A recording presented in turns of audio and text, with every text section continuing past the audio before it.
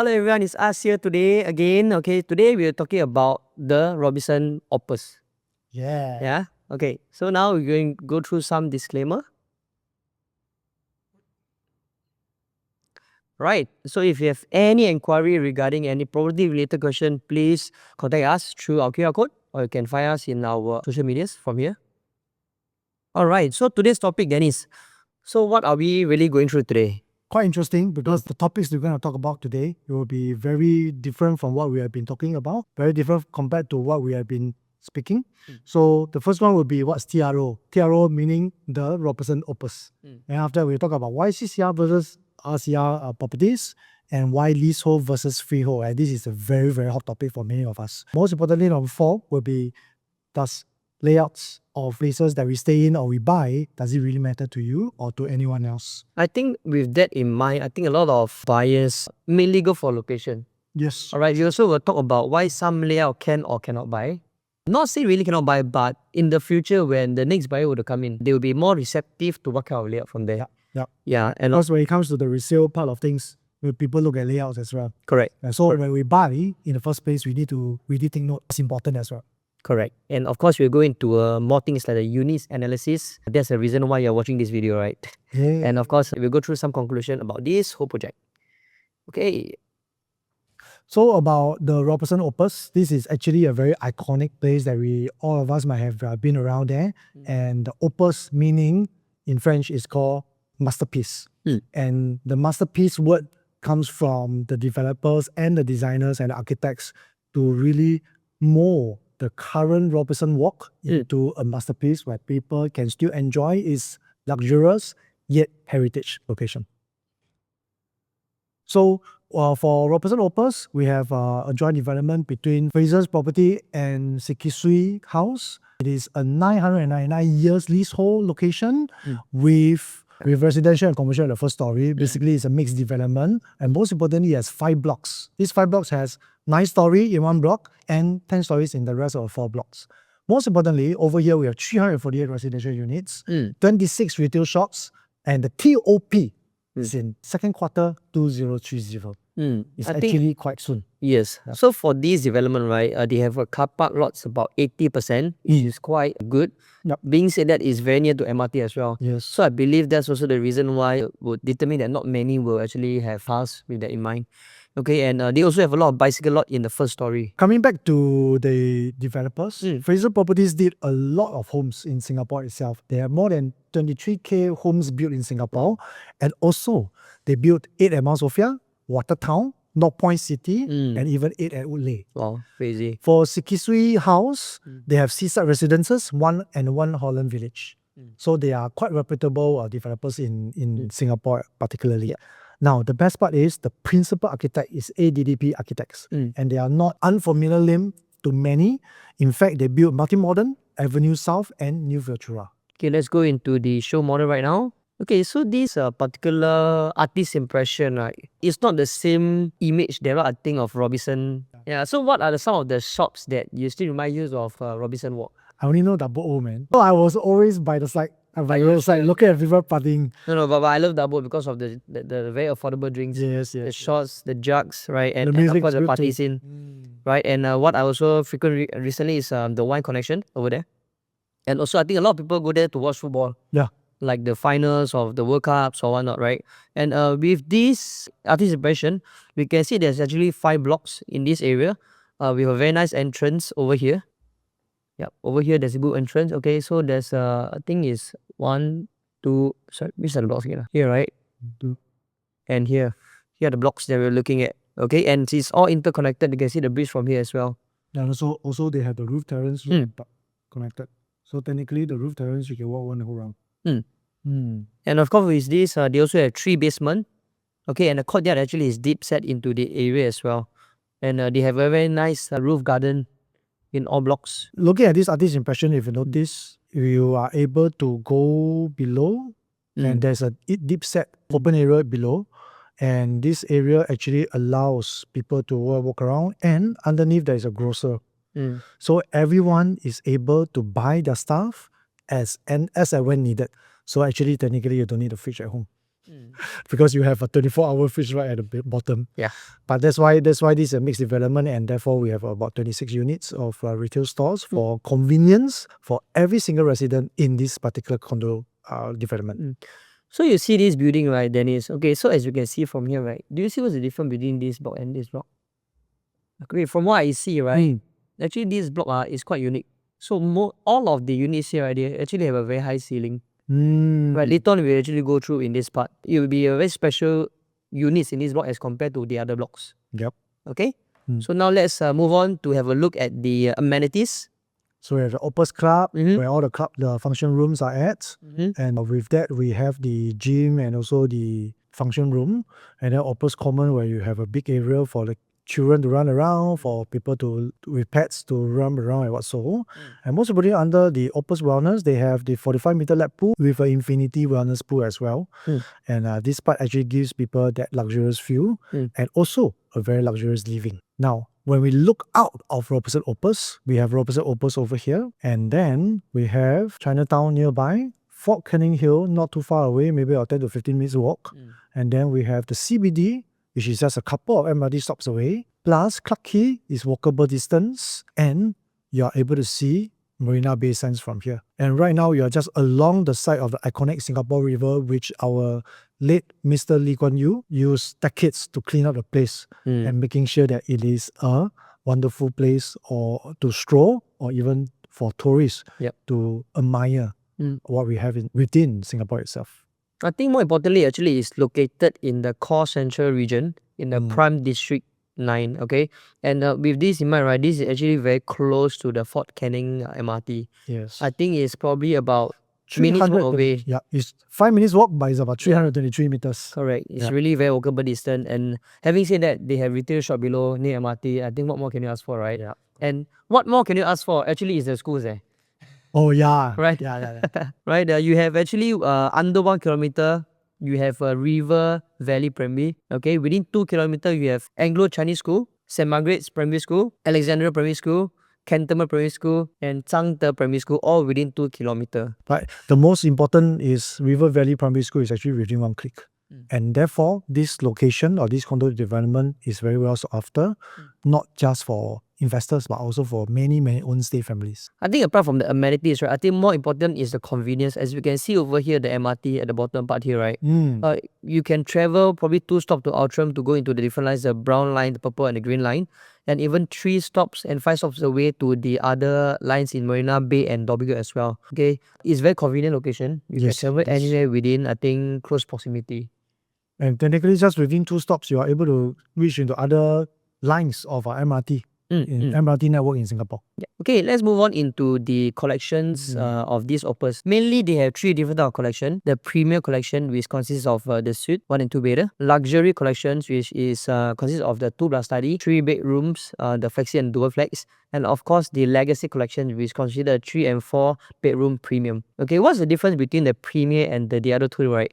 Mainly is the ceiling height. Okay, the Premier Collection ceiling height is 3.225. Yep. Okay, it's way much higher than the usual ceiling height. Correct. What's the usual ceiling height? It's about 2.8, 2.8. Yep.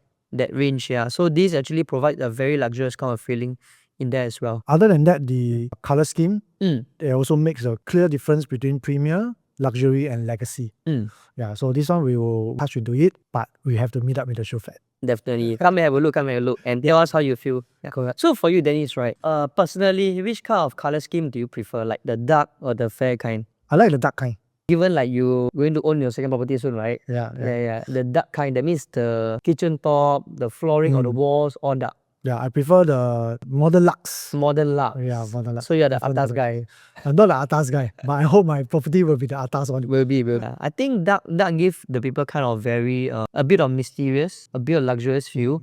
Yeah, so I think it suits you, man. Thank you very much.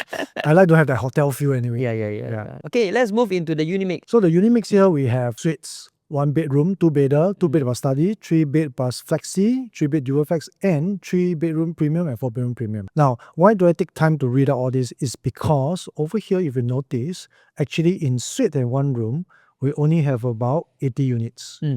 Alright? And then after that, with 2 bedders, we have about a little bit about 150 thereabouts. 3-bedders, almost about 120 and odd. But for 4-room, we only have 9. Now, if you notice in this unit mix, the percentage of one-bedders or suites is only about 22%, where 2-bedders consist more than 40%. And which also means the developer is trying to make sure that this place is not only for investors, but also for families. Because ultimately it is a legacy development where it's 999 years leasehold, or some people call it freehold, but there's a big difference over there. But they want to make sure that people buy it for own stay and able to hand it down to the next generation. And that is why this particular project, compared to all the rest we have done, I feel a lot more for this, because me being a family man, I always want to create a positive legacy for my children, for my family. And this project actually is one of the main reason why I want to be involved as well. Well, I think we talk about so much into the unit type, right? Why not now we go into the difference between the CCR and the RCR projects? Sounds Right, good. then we can see about the stat, understand more. Should we actually enter into CCR and RCR given the difference in the price gap? Yeah. For the uninitiated, do take a look at our videos about CCR, RCR, or even OCR, the references, and so what can we look out for. But right now, let's dive into this particular gap analysis. Now, over here, if you can tell, we are looking at 2013 to 2025. In this particular chart, the blue one is actually the CCR, and then the yellow one will be the RCR. Now, in 2014, thereabouts, the gap between the RCR and the CCR is about 67% in gap, right? That means the prices is that big of a gap. And then in 2016, the gap is 38%. In 2019, it is 58%. Well, because it's almost coming into COVID. Plus, this part is where most of the foreigners come into Singapore. Now, if you notice, in 2021, the gap is at 37%. And over the years from there on, the gap has closed up from 37 to 13.86%, increased a little bit to 25, but look at Q1 2025. It is at 4.6% in terms of gap. Actually, in this chart, right, I have mixed feelings. Okay, first thing is it scary? Okay, I'll explain more. Number two, that is there opportunity? Okay, reason why I say that, right, why is it scary? Back then, when in 2014, you see the price gap is 67.8%. Yeah, man. Okay, but why is the gap so high, Dennis? Maybe I can share my perception of this thing, right? Is that back then in 2014, when you talk about CCR project, town area, CBD, what will a local home buyer think? Wow, kuyang. Right? Very expensive, right? And your first mentality is that CCR project town area is only for who? It's The only rich for or the the rich, expats. or the expats, or the foreigner, right? Yes. But right now, this day and age, why the foreigners have difficulty coming in is because of the ABSD. Correct. ABSD 60%, okay? 60% is quite a bit. Yeah, so the developer also need to understand this part, or probably they already known. That's why the price gap actually closed up so much in the resale market. Okay, so there's also reason why developer also have fear. Yeah. In them, they also have fear thinking that if they were to sell at very high prices to the back then foreigners, right now they may not be able to enter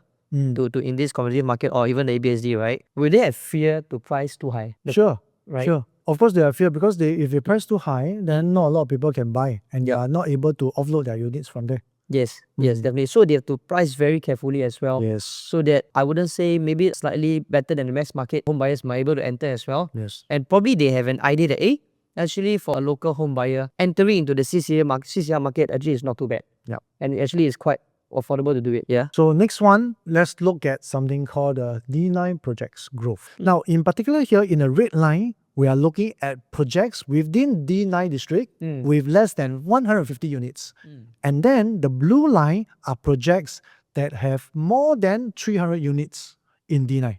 Now, just by the growth of 2010 to 2025 in the last 15 years, the red line with projects with less than 150 units, the growth is only at 19%. But the one that is in blue line, growth from 2010 to 2025 for projects in the line with more than 300 units, the growth is 38.97%. Now, this only shows actually when we choose projects, not just layouts are important, location are important, accessibility is important, but we need to look at how big or how small the project is. Definitely. So, as in those projects that's below 150 units, right? The reason why they have lesser transactions is because of the volume as well. Yes. Like usually for bigger development, they will tend to push the transaction up. Correct. For example, today I sell 1.5. the owners will think of, oh, 1.5. Somebody else will think Yeah, they just higher, and when there's more volume comes about, they actually generate and push even more higher. Right? So with this chart, we can see the D9 project growth. In the next slide, we'll look at the project type that we're looking at. So in this particular slides, we see that there are only 4 freehold projects out of the 10 plus projects within D9. And these are the newer ones, if you ask me. The rest of them are slightly older. And the rest of it are almost about 99 years leasehold. And with that being said, there is only one more that is 999 years leasehold upcoming, which is the one we are talking right now, Robertson Opus. All right. Now, if we go to the next slide, let's look at something called the CCR highest transacted projects in Singapore for now. Now, we are looking from 3007 PSF to 6005 PSF in this particular past 12 months, all right? And therefore, all these are actually leasehold 99 years. So if today a CCR 99 years project can sell up to 6005 PSF, actually can a lot of people afford? Probably, I'm quite sure, but is it competitive enough? Probably not, okay? But let's look at this thing called the RCR, highest transacted in the past 12 months. Now, same thing, most of them, they're all leasehold, right? And most importantly, their average price is from 2009 all the way to 3007. So therefore, when we are looking at this highest PSF or RCR transacted versus the lowest CCR transacted, actually the gap is really that little. And that being said, if today you are given a chance to buy, would you buy something in CCR or in RCR when the PSF are that close? I think with this slide in mind, right, we can see that currently RCR highest ranked is already 3.7. So means to say, if let's say Opus were to price estimately in between this gap, do you think it's a good buy? Personally, not that I want to sell this, but personally, if you ask me, in terms of numbers wise, if anyone could get a chance to go into D9 or go into RCR, why not? Yeah, and of course, like you mentioned, this Opus is a 99 project. Yes. Okay, and we always say, if let's say your launches price is better than a resale market price, it's no need to think. Most importantly, I think there is a very, very strong price support. If today you're buying a CCR property at RCR price, I think this makes total sense. Totally. Now, Robertson Opus is a very different project compared to others. Just now we are talking about freehold, we are talking about 999 years leasehold, we are talking about 99 years leasehold. Now, let's look at something called the en bloc sales strength. Now, is this really a once in a lifetime? Because to many people in Singapore, we are always looking for that particular en bloc opportunity, right? And this en bloc opportunity is very for the other than the confirmed BTO chance, right? Now, the thing is, when we look at this particular chart, since 2018 onwards, there has been a lot of en bloc sales, but over the years, it has dipped, even until now. We have maybe about 1 to 2, okay? Now, en bloc sales is something that we cannot control. Why? Because ultimately, to go through a successful en bloc, a developer needs to come in to buy the property land and compensate and pay off all the residents, right?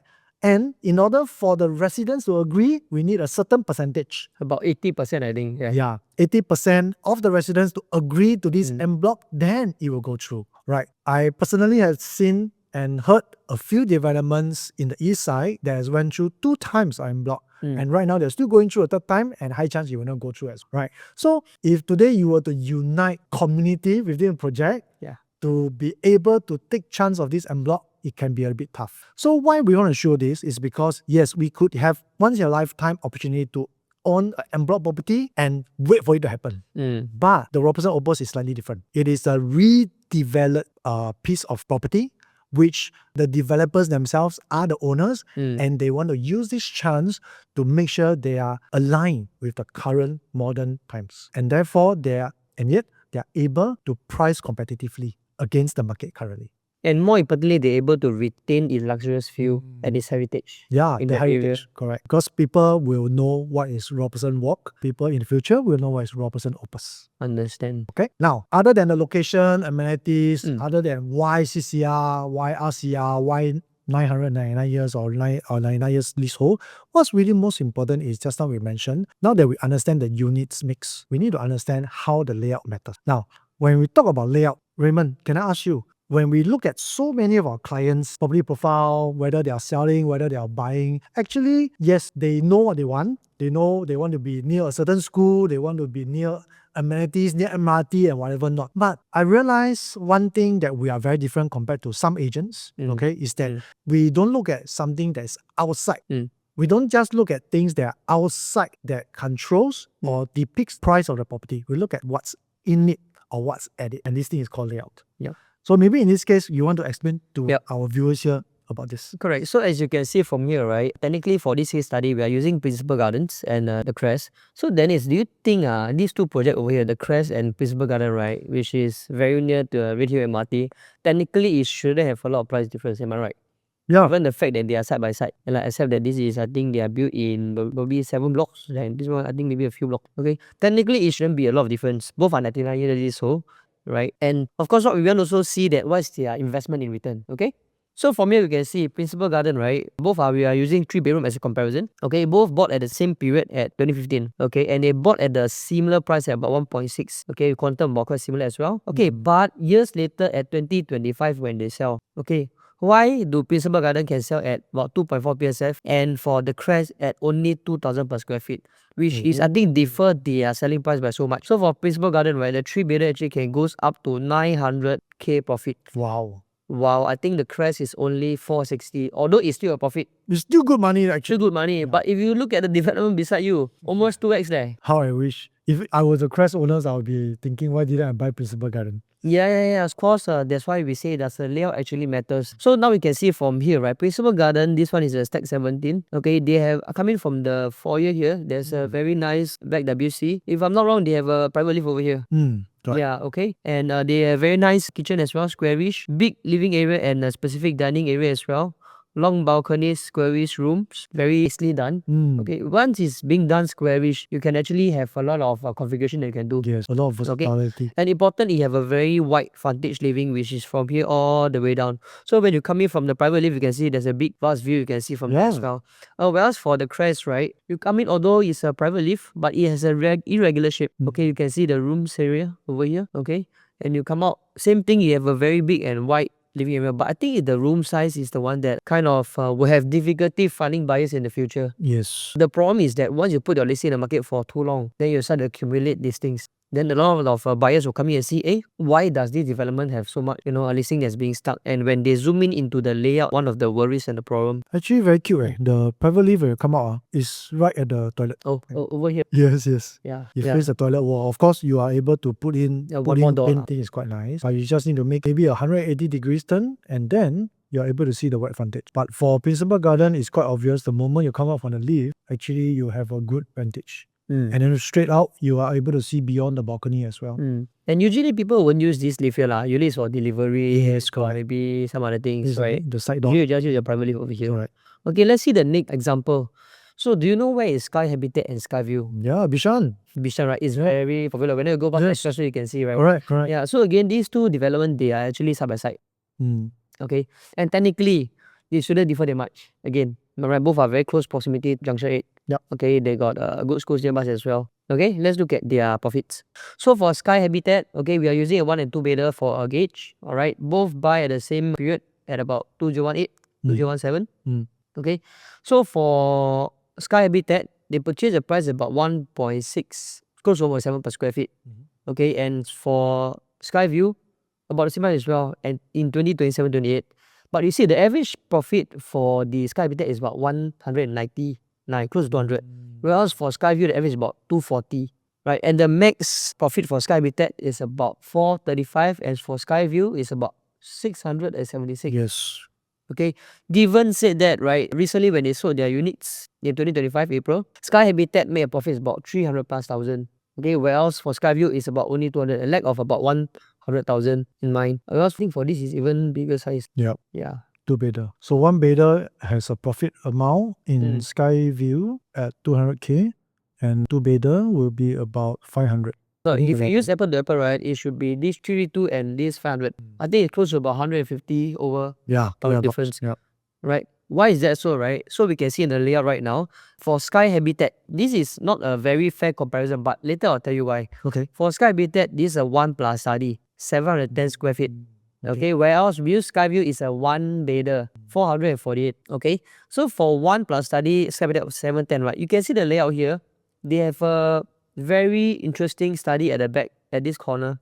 Okay, whereas the master bedroom and the dining area is side by side with I think one small partition. But this walkway here into the study area, if you ask me personally, I feel there is a bit of a wasted space. Yeah. Yeah.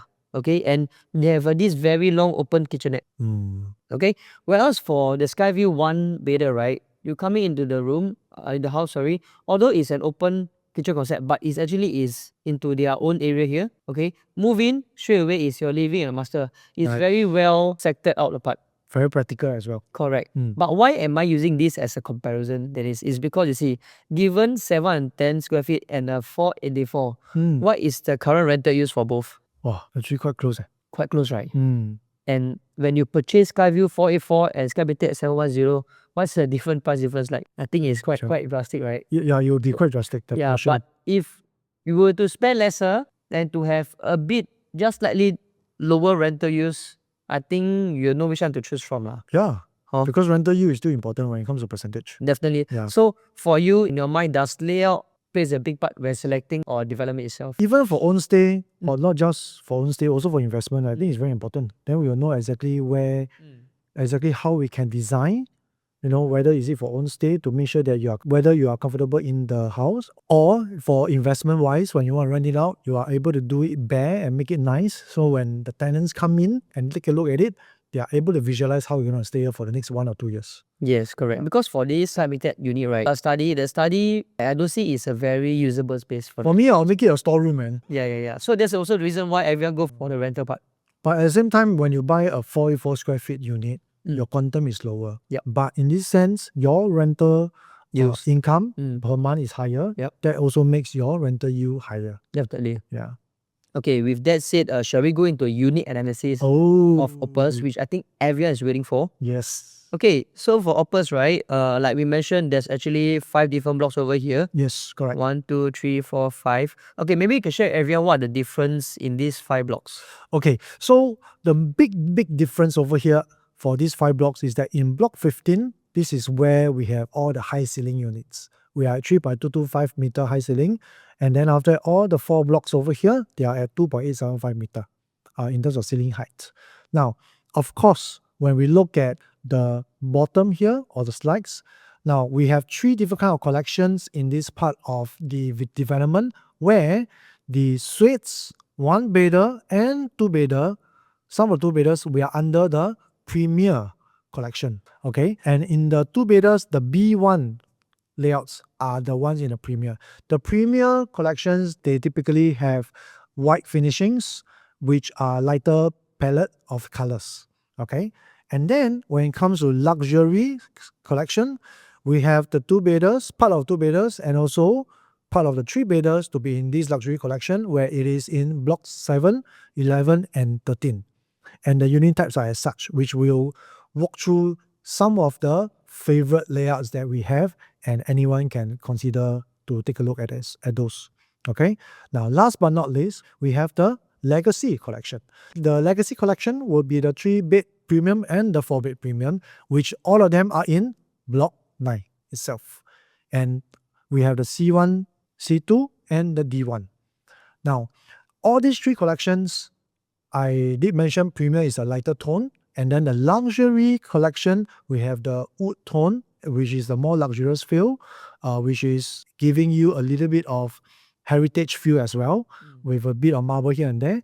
Now, the Legacy feel is where you have dark tinted satin luxurious feel, where it is only available in the 3-bedder and the 4-bedder premium.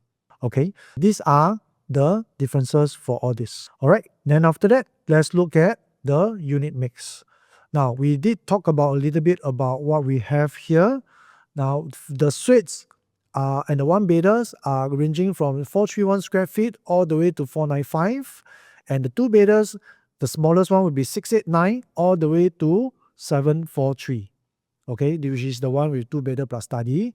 And the 3-bedders, the smallest would be 926 all the way to 1152. Okay, and the lastly, the 4-bedder will be 1539 square feet.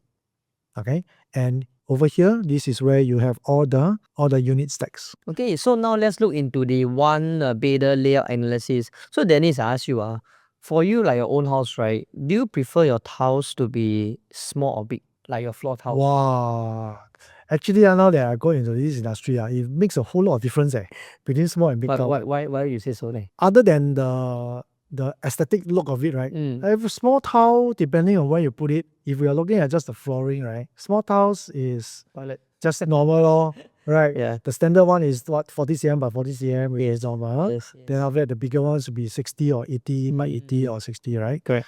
But the bigger ones makes the house look so different. Mm. And the moment you step in, you'll be like, why are all the grout lines? Yep. Nobody can tell. Yep. Right. Yep. Really nobody can tell. So after seeing so many projects and selling so many to clients, right, I realized clients also have this preference of bigger tiles, as big as they can.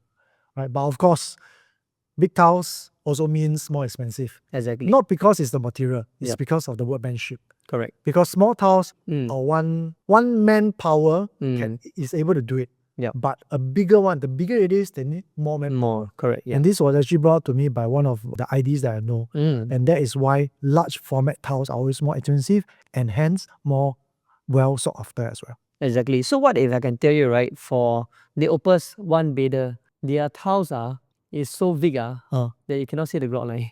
Okay, let me just show you. Alright, so you see, this is Opus one bedder, 431 square feet, S1 and S1A. Later I'll tell you the differences. But do you know their tiles, right? The floor tiles is 1,400 times 1,400. So it's actually, right, you see your tiles here. The next grout line you can see is below this thing, what do you call it? Area. You can't see the grout at all. Wow. And it will be like that, then like that. Wow. That makes it easy to clean. It is now, which I mean you can't see the grout, but it also shows a very luxurious kind of view. Right? So essentially this 431 square feet, you came in from the main door. You have a very nice bath over here on your right side.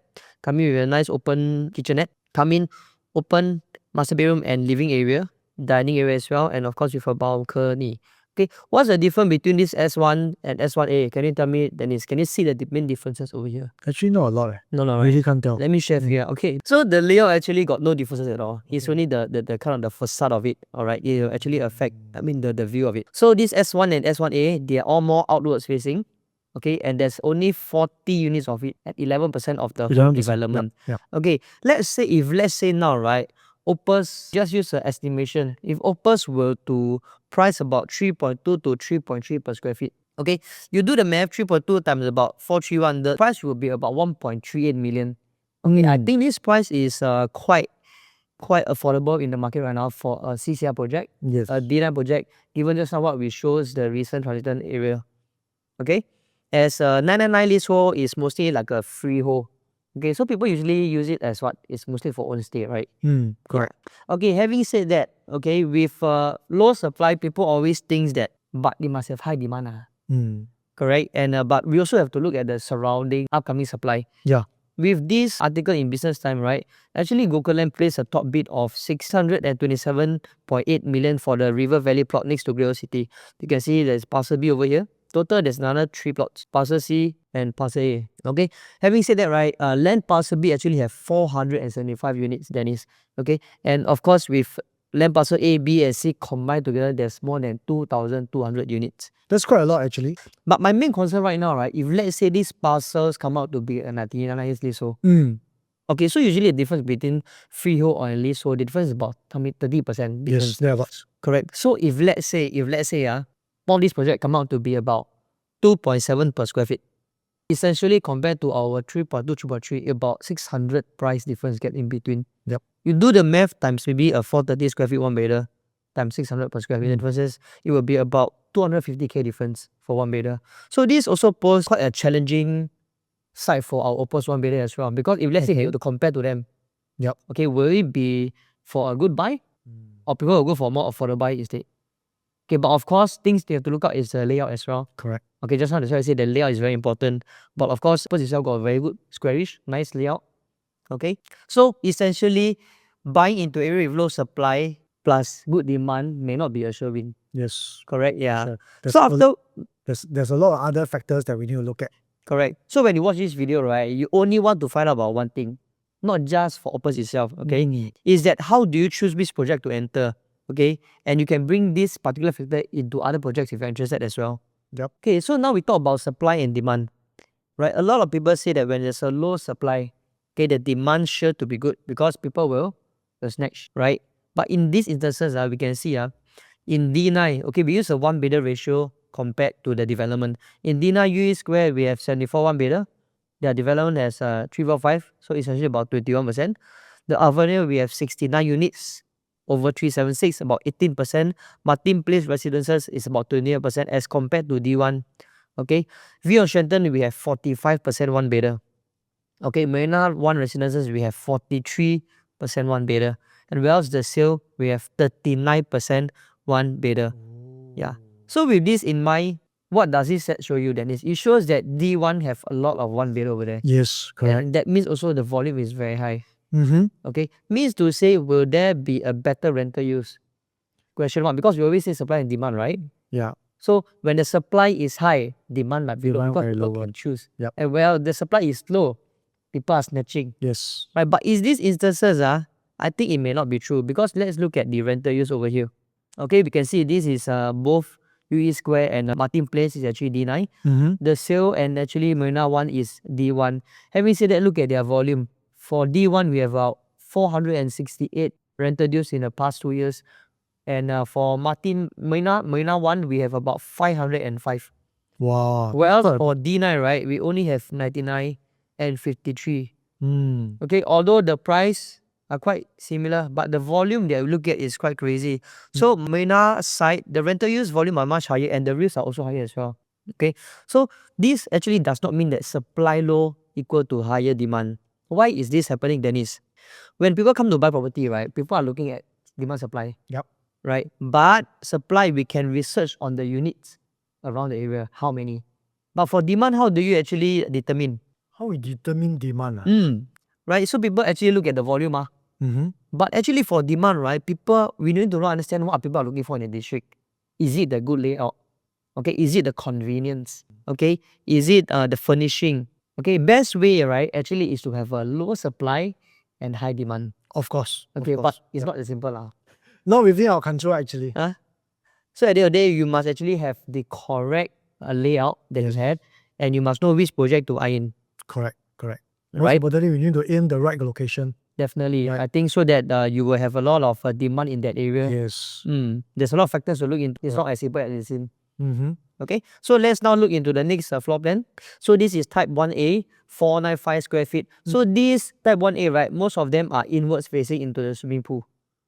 Okay, and you come in here, very nice foyer area. You can build some cabinets, open concept kitchenette. Okay, come in, straight away you can see a good view. Yep. Okay, turn right into a very nice covered master. And of course, your master toilet that I think can open on both ends. Right, so this particular partition here can be hacked away if you want a very big, nice living area with a master bedroom. Okay, so for this one bedder, the inwards, they are more facing, while the suites just now we mentioned are all outwards facing. So if let's say the developer were to price them difference about 1.5% difference, okay, we take maybe just now the outward facing is maybe 3.2 per square feet times Okay. 431. Okay, and we take maybe probably the inwards facing, maybe 1.5 difference is about 3250, Okay. $50 more. Mm-hmm. Okay, times 495. Essentially, the inwards facing will be costing probably about 1.6 million. Okay, and the difference between the inwards facing and outwards facing is about 229,000 for view. But and at the end of the day, right, what's more important is, let's say you are investor comes in. Yep. Yep. As an investor, what is important to you? Rental you. Rental you. Yes. What if now you buy both different facing, 230,000 difference, but the rental use is about the same? I would suggest to go for the lower quantum. Correct. So there's more ROI for there. Correct. Right? Because investors always look at ROI. How much can they get back within this short period of time, and how much their property will appreciate in the future. Right? So I think for our conclusion, we felt that the choice for investor, number one will be the suite. Okay, then number two, then will be the A1. A1, correct. But with this in mind, right, just as we mentioned, okay, the one bidder here, the costing might be similar to a nearby proximity two bidder leasehold development. Oh. For example, we have another development priced at 527 square feet. Okay. Say they are priced about 2.7 per square feet Mm-hmm. because maybe it's a leasehold, not 99. Yep. 99 leasehold, not 99. So 527 times about 2.7 thousand per square feet. The quantum is about 1.42. Mm. Whereas this inwards facing is about 1.6, outwards facing is about 1.3. Yeah. Okay, so now I think it also let investors or maybe home buyer to think also whether which might be a better deal for them. Correct. Whether you really want to buy for investing, own stay, or you really appreciate this kind of luxury feel. Yeah. 999 is the kind of comfortability that you like, the status that you want to uphold as well. That's why it's very important to see exactly what you have Mm. in the development that you're interested around its area, and also what is the future plan for that particular location. Because ultimately we do have a lot of choices. Correct. And if you are not savvy enough to understand all this, that's why a very good agent will be here to assist you, because ultimately we are well trained to see within that location, within that precinct, within that surrounding. Okay, let's now go into the two-bedder analysis. Okay. So this two-bedder, we have 6 different type of two-bedder. So mainly they are at all different blocks over here, here, here, and here. Okay, for me, right, I will feel that the difference is actually block 15. Reason is because block 15, just as you mentioned, right, their ceiling height are much higher than the rest of the blocks. 3.225 meter. 3.225, okay. Having said that, we also have decided on the top 3 choices. Yep. So mainly we have a type B1, B2, and B7, okay. Maybe I can go through on why are we selecting these as the top 3 choices. So many layouts, there's only these 3 you will select. Actually, there's 4 lah, but I think okay. there's total 6 different layouts. Yeah. But I think the top 3, yeah. Yeah. Having more layouts is also a good thing, I feel. Because ultimately this project, mainly they wanted for people to buy and stay, and therefore they cater more of two-bedders. And right now what we have done is we have locked into 4 layouts for you to take a look, and these 4 will be most effective in terms of entry plus your exit strategy. Exactly. Okay, so for choice number 1, okay, we go for B1721 square feet. Okay, why these 3 are selected in the first place, right? It's mainly because of the enclosed kitchen. Oh, very important. I think also very important. very I mean, important. be it we cook or no cook, because at the end of the day, right, it's a very good area to segregate Yes. kitchen and the living area. And of course, with these 3, they also have a specific dining area as well. Okay, but what I like about B1, right, more importantly is because the kitchen, they have this window over here. Bathroom, they have this window over here. Master bedroom also have this window over here. Okay, to be honest, right, if you see a two-bedder in the market, right, usually WC don't have window. Yep. Alright, and what happens is that there's a lot of ventilation problem. Maybe mold, maybe, a lot of sometimes you smell and all that there. Correct. And so many windows also create this thing called a cross ventilation. Correct. Which actually makes the whole place More windy, airy. more airy, more Correct. windy, and whatever smell or Correct. or whatever not, Correct. this is quite important. Correct. So then B2. So it's almost similar to B1, only that it don't have the window, right? And also it's a dumbbell layout instead of this kind of traditional layout. Yeah. So there are dumbbell layout, one over here, one over here. If let's say you are buying for investment, it might be suitable as well. Yep. Okay. But having said that, B2, although smaller by 32 square feet, the differences is about 100,000 difference. So depending on where you want to go to, that 100,000 difference, if we split into our mortgage loan and calculate the amount of difference in terms of stamp duty, in terms of interest, Correct. also in terms of the down payment, actually it is quite negligible. Yes. The only thing is we have to see what you really want. So, what's the price range? The price range, correct. Correct. I mean the quantum during the launch day. Yeah. Third choice that we have is actually a bigger unit. Where does the bigger unit comes about is actually the study area over here. Oh. So most of it are quite similar to this unit except that they have additional study area here. So that's why this is our third choice. Okay. This study here can do a lot of things. Yes, keep your wines, Yeah. winery, can be a study, can be even a helper's room. Correct. Yep. Or maybe you want to build additional cabinet for your clothes. Yes. Walk-in wardrobe. Yeah, or even a display place. Or even a third corner for you to relax and chill and whatever not. Correct. So when come to the launch day itself, that is, Do you agree that during the launch date is very kanchong one? Very hectic.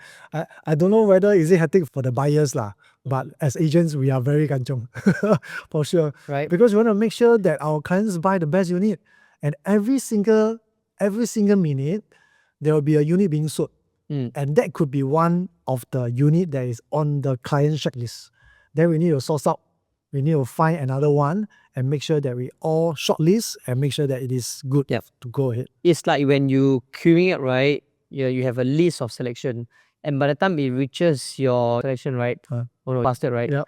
But I think our division also trained us quite well that we have a framework on actually how to sector out in accordance to the price and the selection that we have. Yes, correct. Okay, so I believe that in the launch day itself, these 3 blocks will have a lot of price gap. Okay, but the fact is that how do we determine which one to go for during the launch day? Yep. Okay, that's very, very important. It's because in the B1 right over here, it will definitely be the more expensive one because of the high ceiling. There could be one of the hottest in the heat Correct. map. In the hottest because why high ceiling so that the unit also look very bright as well. Correct. Okay, and in this whole area, right, I believe that this will be the most wanted 2-bedder. Okay. Block 15. Okay. But the thing is that if let's say the B1 and the B2 the price gap is only $50, right? PSF, right? I will go for the B1. $50 $50 PSF. Say example, this is 3.2. Yep. Estimated this two is 3.250. I will go for this one. Right? Because you get have a high ceiling. Yeah. Okay, there's a window in your kitchen and a bathroom as well. But if let's say the PSF, if let's say the PSF go up to more than 100, okay, in the B2, I will go for a B2 because the price gap is too big. That you Which also means if B1 is more expensive than B2, then we will go for B2. Yes. Yeah. Yeah. But depending on how much is the how much quantum. more- yeah. Okay, why do I say that, right? Because, right, the profile of the 99 buyers, right, ultimately they just want to look good in their unit. True. They typically don't really care about the rental use. Yep. They just want to look good and just go for it. Because it's own stay. And Opus, we focus more about the comfortability of the home buyers. When they step into the house, okay, they want to make them feel good as well. Yeah, because of the location, you go down there, shopping malls and everything.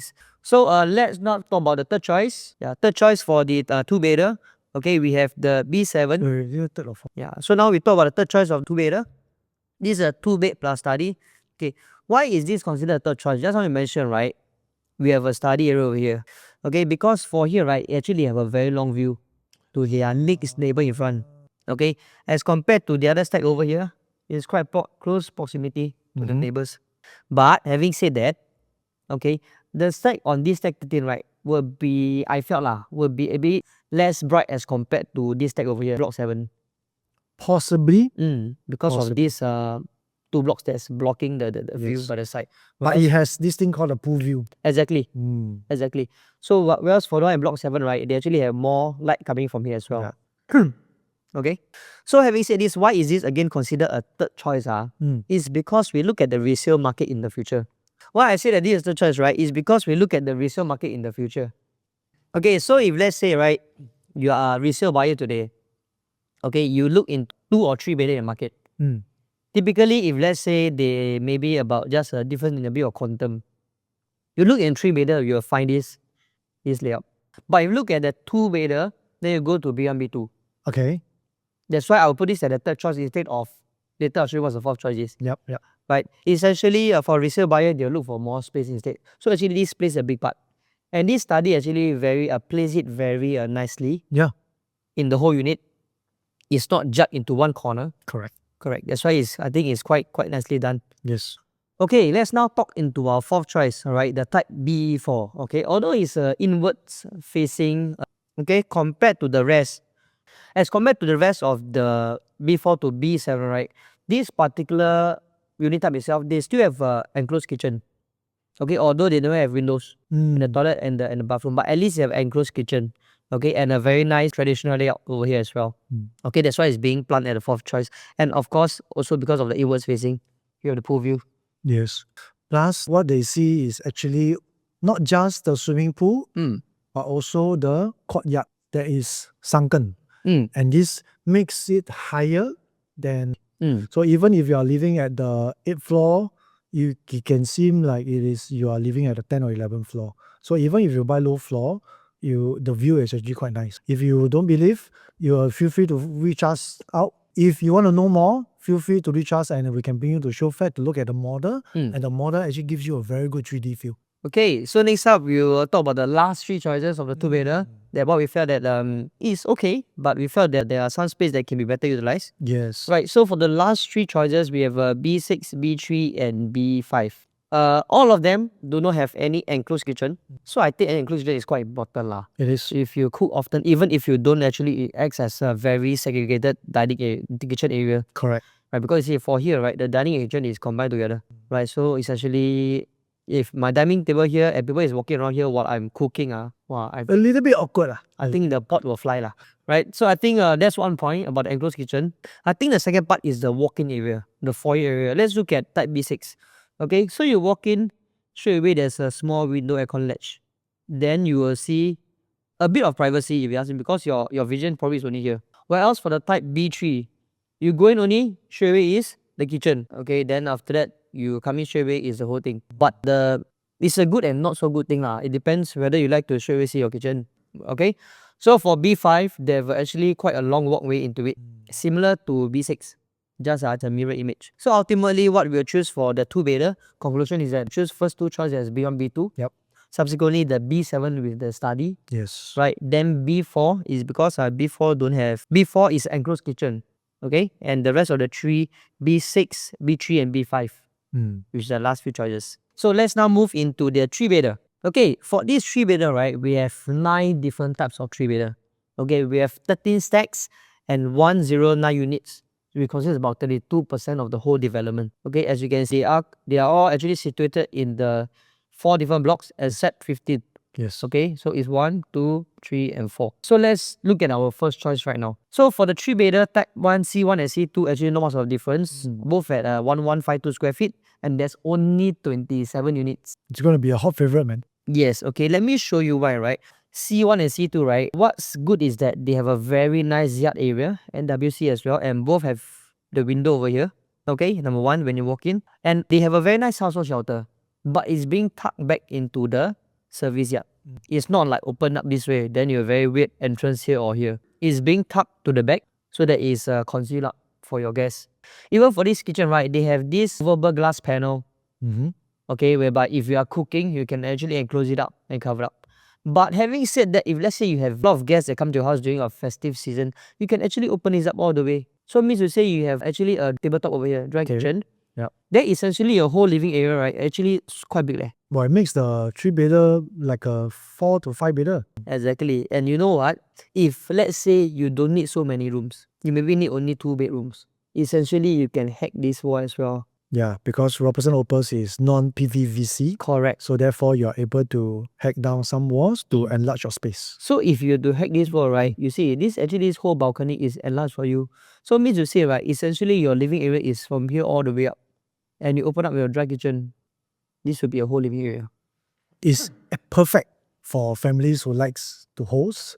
Also for families who are growing. For me, I felt that you give me a very luxe feel lah. Definitely, because Right. space is luxury. Okay, so for the flexi room in this C1, right, this particular area over here, actually you can hack it away to become a walk-in wardrobe if you want to. Okay, then you can put your door actually over here.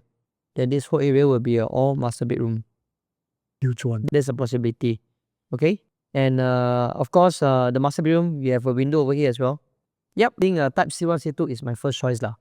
Do you think it's yours? Yours as well? Yes. Yeah, from the way you say it, I think it gives our audience a lot of flexibility in how they want to do a three-bedder into a bigger one perceived. Whether is it 2 rooms or having 3 rooms, what's most important is you have the versatility to do what you need based on your growing needs of your family. Definitely. And in this 1152 square feet, in this particular layout, I think it's one of the few better ones in D9. Okay, it's very rare lah, if you ask me. So I think this would be a snatch. If let's say home buyers or investors looking into this area and probably have a budget for a bigger quantum or can able to stretch, I think this would be a very good buy. And if you ask me honestly, I think it will be very sellable in the future as well. Yeah. Let's look at the second choice. Okay. Second choice, we have type C1, 926 square feet. Why is this the second best, Dennis? Okay, although it's not the biggest. Because you say the bigger the better, right? The bigger the better, right? Second best because it's the smallest in our three-bedder. I share with you why. Okay, so this 926 square feet, right? Although not the biggest, the reason why actually the second choice, right, is because they do not have a balcony in the master bedroom. Later, I'll show you the rest of the choices. They have a balcony space here, which personally I felt a bit of space that can be better utilized. I think Dennis think otherwise. Because just now he told me that he rather have balcony in this master bedroom. I need to have balcony actually. Master bedroom is nice, what? You need to have an open air. Yeah. Then, yeah, okay. Of course, can be better utilized, but this one based on personal preference. No preference, yeah. Yeah. Okay, because if let's say I will put this into some other area, I think maybe better as well. True. Maybe you purchase at a lower quantum. Or maybe the balcony can be a study room, Possible, right? possible. You take out that space for the balcony and put it somewhere else. Correct. Yep. Having said that, if let's say with additional balcony space just now, right, the next will be, smaller size will be probably about 980 square feet. If you take 90 minus 926, the differences will be about maybe 64 square meter. Yeah, say it's about 3.2 per square feet, which equates about 172,000, right? I don't know. I would not actually pay 172,000 for a balcony lah. But I guess depends on your, like say, your needs and wants from that. I mean, putting emotions aside and putting preference aside, 172K for a balcony, honestly, I won't do that. Okay, right? Okay, so this is my second best choice. Next will be, we're talking about the next two types, which is the 90 as you mentioned, 1012. These two have balcony in their master bedroom over here. But the main key thing actually is the foyer area. So here you walk in straight away, you see the living room, okay, and of course it's an enclosed kitchen. Here you walk in also, you have to turn a bit more privacy lah, but you see straight into your kitchen as well. Which I feel the C3S could be something that, some buyers might really like because firstly, they value privacy as number one. Definitely. Secondly, they really also like their own me space, or even couple time at the balcony, while it also gives them an added privacy for themselves as well. Definitely. So really depends on how they see it. But of course, when it comes to practicality, as professionals, we also want to make sure that the space you buy, they equates to living space. Yep. Right? Yeah. And living space meaning the spaces that is worth paying, plus you are able to utilize it every single time. Yes, correct. Okay, so next two type, you're looking at similar things, okay? Balcony in the master bedroom for both, 1023 and 1044.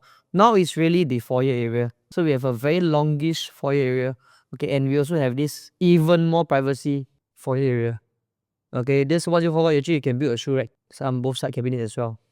Some of my clients, they are actually artists. Oh. Right? And they are creative people. So this C5S with this long foyer, actually what they can do, they can turn it into their own walking gallery. Yep. And most importantly, if they like this, then it will be their own mini red carpet every time they go home. Correct. And that's where the luxuries feel will also come in. Exactly. Right. With this in mind, right, compare this 1044 square feet and just on the 980, both have balcony in the masters. Okay, but the difference is about 64 square meter for this foyer, which equate to about 200K for privacy. 200K. 200K for your artwork. Okay. So you also have to think. So for me, I think my best choice actually is 980, then 1012, then 1044. Yeah. Well, if you can see here, all the Opus layouts are very different compared to what we have been doing in Lentor Central, in other OCR, or even us layouts. And particularly, if you ask me, the whole Robertson Opus layouts are very different setups in terms of all other projects. And the architects, I'm quite sure they have their own reasons. Their interior designers, they also have their own reasons for putting in their master bedroom balconies or even long foyers for some reasons. But of course, ultimately, if you want to know what you can get and what you should get, let us know and we will go through deeper into all these layouts so that you know exactly how you visualize yourself when you're living. Definitely. Yes, okay. So we mentioned about 926 and 980.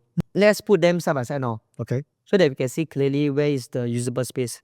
Okay, why I choose 926 over 980, right, is really of the space here. Although all the time, right, we always advise to buy bigger units. Yes. Right. This bigger unit also essentially means the usable space right now. You have to buy big at the right place, lah. Right. Okay. Sounds very right at the right time as well. Yeah, so I think for me, I felt that this space here can be better used lah. True. True. So that's why this over 90. And this one don't have to think about it because C2S balcony is a sliding door that connects your balcony to your master bedroom. So the only way to make sure it looks better is not to knock down or shift the sliding door, but it's just probably to do a decking at the balcony so that it's level out and it makes like it's a one whole master bedroom. But of course, you still have the sliding door for environmental purposes. Okay, so the last 2 or 3 bedder called the dual flex, C6, C7. This unit actually is quite interesting. Yes, it is. Dual flex. Yeah. Okay, so for me in the first look, right, when I heard dual flex, right, I would always think as a dual key. Yeah, correct. Potentially dual key, right? General perspective. Correct. So that's why when I saw this floor plan, I told them, hey, let's try to see if we can do dual key. Because for investors, you can actually stay on one end, the other end you will rent out. Yeah. Okay, so if let's say, right now, on this particular floor plan here, if you want to do a dual key, right, usually people what do, they'll partition this part, come out here, Yes. put a door here, Correct. or put a door here as well. Right? Yep. But if you do that, what is the concern is that this owner here or this tenant here do not have a kitchenette. Yeah. Because, okay, let me see. If you to put over here, you build a thing over here. Okay, it's essentially one door and one door. You don't have a kitchenette. You need to buy a portable stove for himself or herself. Yes. But I tell you, the more interesting thing is that they have one aircon here on top. Okay, they also have one more aircon here.